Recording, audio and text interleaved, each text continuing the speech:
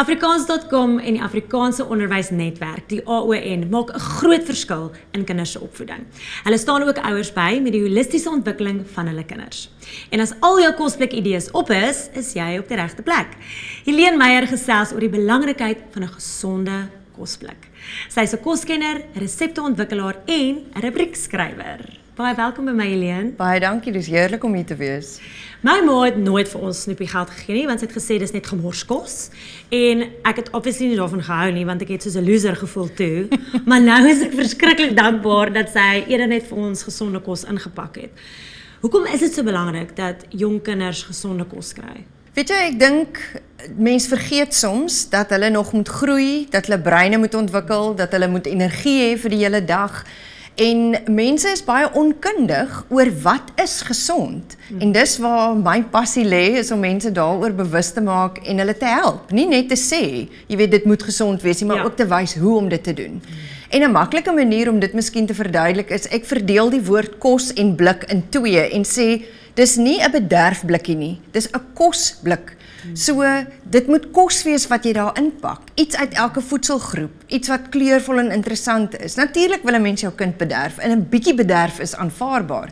Maar hulle kan nie daarop groei nie, hulle kan nie daarop ontwikkel nie en hulle breine is regtig nodig deur die hele dag en deur die hele proses van groot word. Iets wat mense ook nie verstaan nie, is as jy vir 'n kind 'n klomp soetgoed gee of 'n klomp verfynde produkte, koekies, witbrood, te veel stysel, dan spring hulle bloedsuikervlakke op en af die hele dag. En almal van ons weet hoe dit voel as jy iets geëet het en dit verskil vir ons almal, wat jou bewerig laat voel. Ja. Of die Engelse uitdrukking hangry, as jy begin as jou gemoed met jou weghardloop, omdat jou bloedsuikervlakke eintlik glad nie is waar hulle moet wees nie. En kinders het nie altyd die vermoë om dit al te identifiseer nie. Hulle het nie altyd die vermoë om te sê, mamma, ek is honger, gee vir my iets want ek is besig om geïrriteerd of gefrustreerd te raak nie. En ook in die klassituasie, waar hulle moet kan fokus vir 40 minute op 'n slag, of partymal nog langer. Hoe gesonder hulle eet, hoe makliker is dit vir hulle. Jy weet, soos jy sê, jy het soos die loser gevoel as jy nou met jou kosblikkie daar aankom, maar op die ou einde... Maar tog was ek een van die toppresteerders en nou weet ek hoekom. Dankie mamma vir my gesonde kosblik. Maar ek weet nou as 'n volwassene kan ek voel, as ek suiker eet, ek kry hoofpyn dadelik. Ja. Soos en dan val my energielevels na dit. En dit is die belangrike ding, nee, daai aanvanklike suiker laat jou lekker voel. En gee jou so 'n lekker, jy weet, stoot van energie, en dan as jou lyf dit klaar gebruik het, dan val jou energie absoluut tot op die grond, en dis waar dit belangrik is om byvoorbeeld 'n proteïen te eet, saam met wat ook al anders in die kosblik is, om seker te maak dat jy nie daai oppe en awe het nie, want dit is waar die moeilikheid begin. Ja, nee, ek kan totaal relate met dit. Maar ek dink daar's baie ouers wat nog steeds nou nie weet, prakties, hoe lyk gesonde kos in 'n kosblik? Kan jy dalk vir hulle tips en triks gee? Ja.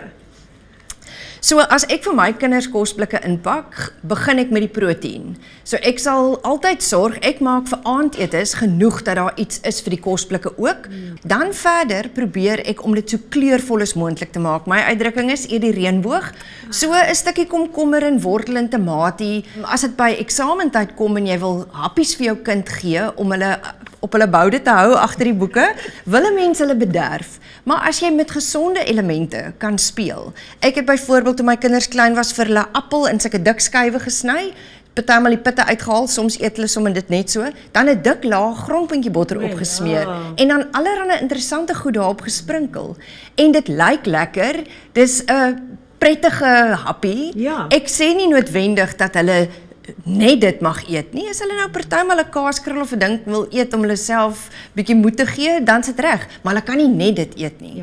So of dit nou 'n kosblik is en of dit 'n happie tydens eksamentyd is, as daar gesonde olies en sade en neute byvoorbeeld ingesluit is. Ek maak 'n energieballetjie van havermout en grondpuntjie botter, bietjie kakao en neute en sade daarin, want daai gesonde olies is baie belangrik vir 'n kind se brein.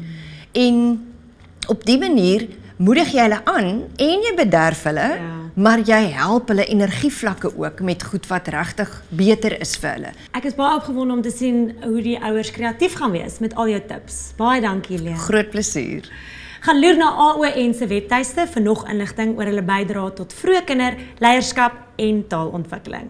En na www.afrikaans.com vir nog inligting oor hierdie en ander onderwerpe, plus gratis leerhulpmiddels.